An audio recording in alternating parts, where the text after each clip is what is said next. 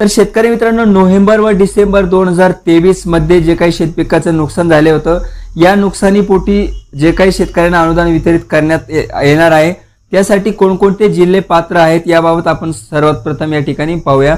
मित्रांनो, आपण पाहू शकता की गोंदिया जिल्ह्यातील जवळपास 28,242 शेतकरी या अनुदानासाठी पात्र असणार आहेत। त्याचप्रमाणे नागपूर जिल्ह्यातील 17,936 शेतकरी या अतिवृष्टी अनुदानासाठी पात्र असणार आहे। त्यानंतर आपण जर वर्धामध्ये बघितलं तर वर्धातील 17 शेतकरी यासाठी पात्र आहेत। त्यानंतर भंडारामध्ये 20,821 शेतकरी पात्र असणार आहेत। गोंदिया जिल्ह्यातील 25,054 शेतकरी या अनुदानासाठी पात्र आहेत। त्यानंतर चंद्रपूर मधील 39,688 शेतकरी या अतिवृष्टी अनुदानासाठी पात्र आहे। त्यानंतर ठाणे जिल्ह्यातील 726 शेतकरी आहेत। त्यानंतर पालघर मधील 7,397 शेतकरी आहेत। रायगड मधील 4,560 शेतकरी आहेत। त्यानंतर रत्नागिरी जिल्ह्यातील 365 शेतकरी आहेत। त्याचप्रमाणे सिंधुदुर्ग जिल्ह्यातील 335 शेतकरी आहेत। तसेच अमरावती जिल्ह्याचं बघितलं तर जवळपास 3,22,944 शेतकरी अमरावती जिल्ह्याचे आहे। अकोला जिल्ह्यात 2,46,188 अकोला जिल्ह्यातील आहे। त्यानंतर यवतमाळ जिल्ह्यातील 84,451 शेतकरी आहेत। त्याचप्रमाणे बुलढाणा जिल्ह्यातील 2,76,575 शेतकरी या अनुदानासाठी पात्र आहे। वाशिम जिल्ह्यातील 2,03,857 शेतकरी या अनुदानासाठी पात्र आहे। पुणे जिल्ह्यातील 19,727 शेतकरी या अनुदानासाठी पात्र असणार आहे। त्यानंतर सातारा जिल्ह्यातील 182 शेतकऱ्यांचा समावेश यामध्ये आहे।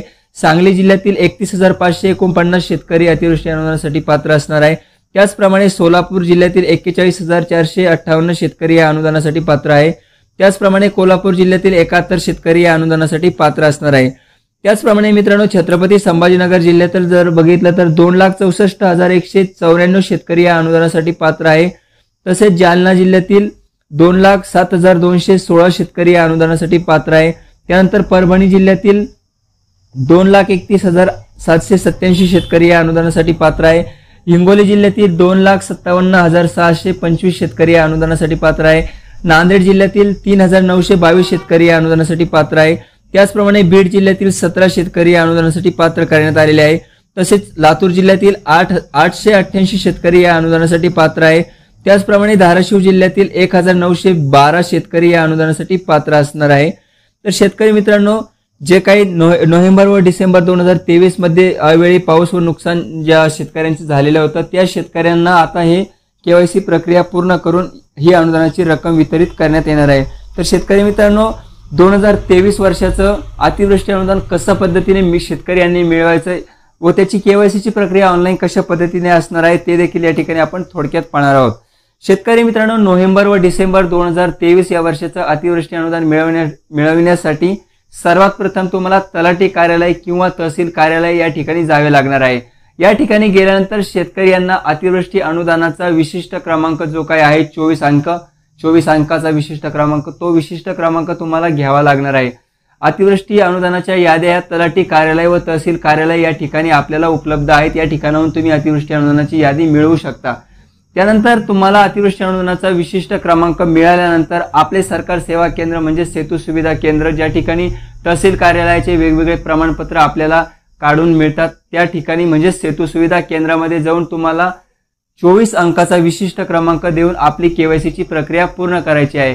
केवायसी प्रक्रिया पूर्ण करण्यासाठी सर्वात प्रथम या ठिकाणी सेतू सुविधा केंद्रामध्ये तुम्ही बघू शकता की अशा पद्धतीचं लॉग इन या ठिकाणी असतं।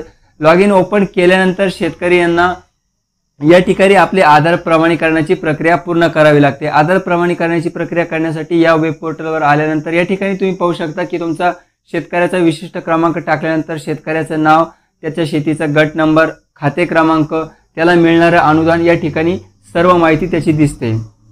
सर्व माहिती शेतकऱ्यांनी व्यवस्थित चेक करून घ्यावी। तुमची केवायसी प्रक्रिया पूर्ण झाल्यानंतर तुम्हाला अशा पद्धतीची एक पावती देखील मिळते। शेतकरी मित्रांनो, ही पावती मिळाल्यानंतर तुमची केवायसी प्रक्रिया पूर्ण होऊन जाते आणि केवायसी प्रक्रिया पूर्ण झाल्यानंतर 8 ते 10 दिवसामध्ये तुमचं जे काही अतिवृष्टी अनुदान आहे ते तुमच्या थेट बँक खात्यामध्ये जमा करण्यात येतं। तर शेतकरी मित्रांनो, नोव्हेंबर व डिसेंबर 2023च्या अतिवृष्टी अनुदानाच्या संदर्भात एक माहिती आजच्या या व्हिडिओच्या माध्यमातून घेऊन आलो होतो।